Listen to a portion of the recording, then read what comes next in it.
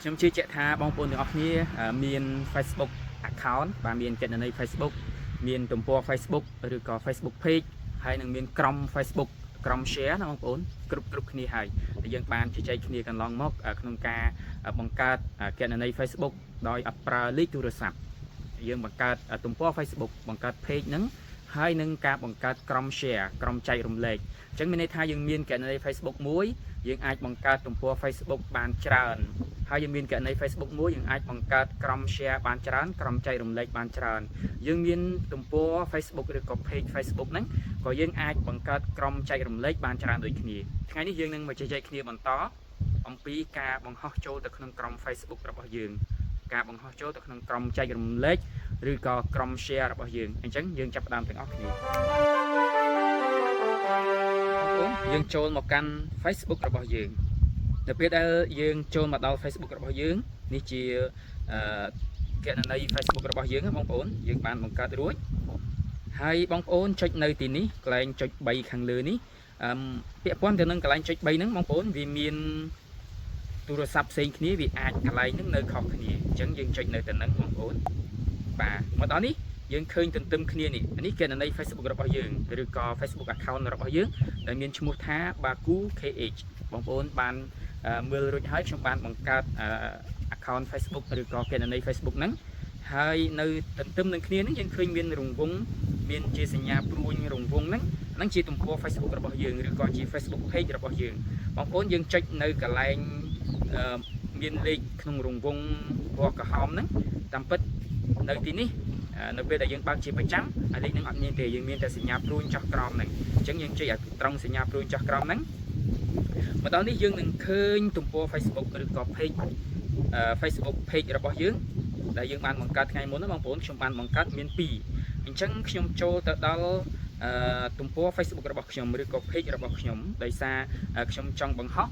ចេញអំពី page របស់ខ្ញុំចេញអំពីទំព័រ Facebook របស់ខ្ញុំចូលទៅកាន់ក្រុម share បាទអញ្ចឹងយើងចូលទៅកាន់ខ្ញុំចូលទៅ page កសិដ្ឋានបាគូបក1វាចូលទៅកាន់page កសិដ្ឋានបាគូបាទមកដល់ត្រង់នេះបងប្អូនយើងចុចនៅកន្លែងចុច3ត្រេ3ខាងលើនឹងទៀត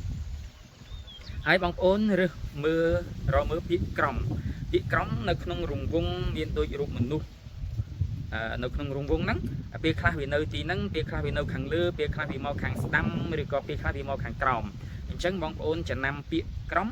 ឬក៏ជាភាសាអង់គ្លេសគ្រប់ហើយចាំនិមិត្តសញ្ញាវាអញ្ចឹងយើងចុចទៅលើវាបាទចុចទៅលើវាមកដល់ទីនេះបងប្អូនរបាខាងលើយើងចុចទៅលើពាក្យគ្រប់គ្រងយើងនឹងឃើញក្រុមរបស់យើងដែលយើងបានបង្កើតហើយបងប្អូននេះក្រុមរបស់យើងបានបង្កើតហើយហ្នឹងគឺកសិករពូសัตว์នេះបងប្អូនយើងចុចទៅលើវាទៅបាទចុចទៅលើវាទៅអញ្ចឹងយើងចូលមកដល់ក្រុមរបស់យើងហើយបងប្អូនចូលមកដល់ក្រុមហើយហ្នឹងយើងអាចធ្វើការបង្ហោះចូលនៅក្នុងក្រុមនេះបានហើយអញ្ចឹងក្នុងការបង្ហោះចូលនេះគឺយើងប្រើទំព័រ Facebook ឬក៏យើងប្រើ Facebook page ដើម្បីបង្ហោះចូលបងប្អូនអាចប្រើ Facebook តខ្លួនឬក៏ account Facebook ឬក៏គណនី Facebook របស់យើងហ្នឹងបង្ហោះចូលបានដូចគ្នាបងប្អូនខ្ញុំតែងតែប្រើពាក្យ account Facebook ឬក៏គណនី Facebook ហើយនឹងទំព័រ Facebook ឬក៏ page អញ្ចឹងទំព័រហើយនឹង page ហ្នឹងគឺតែមួយគណនី Facebook ហើយនឹង account Facebook ហ្នឹងគឺតែមួយបាទអញ្ចឹងនៅទីនេះខ្ញុំបង្ហោះចូលទៅតាមpage របស់ខ្ញុំបងប្អូនយើងចុចនៅកន្លែងសរសេរអ្វីមួយយ៉ាងបងប្អូនចុចទៅនឹងមកចុចនៅទីនេះបងប្អូនយើងអាចបង្ហោះចូលបានហើយអញ្ចឹងគេដាក់ថាបង្កើតការបង្ហោះជាសាធារណៈនៅត្រង់ហ្នឹងបងប្អូនអាចសរសេរពាក្យពេចន៍ផ្សេងហើយខាងក្រោមនេះបងប្អូនចុចនិមិត្តសញ្ញាខាងក្រោមនេះដើម្បីដាក់រូបភាពបើសិនជាបងប្អូនដាក់រូបភាពបាទបងប្អូនដាក់រូបភាពបងប្អូនចុចឲ្យរើសរូបភាពមកដាក់មកបាទអញ្ចឹងខ្ញុំដាក់រូបពេញប៉ោះនេះមួយចុះបាទហើយខ្ញុំនិយាយយើងចុចសរសេរចុចទៅលើកន្លែងនិយាយអ្វីមួយអំពីរូបថតទាំងនេះចុចនៅនឹងទៅបងប្អូនយើងអាចសរសេរបាន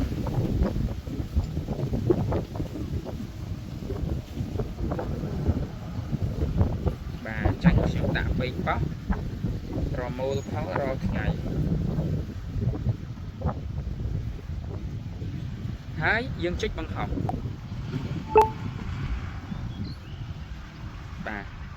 អ វាកំពុងតែទៅហើយបាទកំពុងតែបង្ហោះទៅហើយអូខេចាញ់មកល្មមបាទ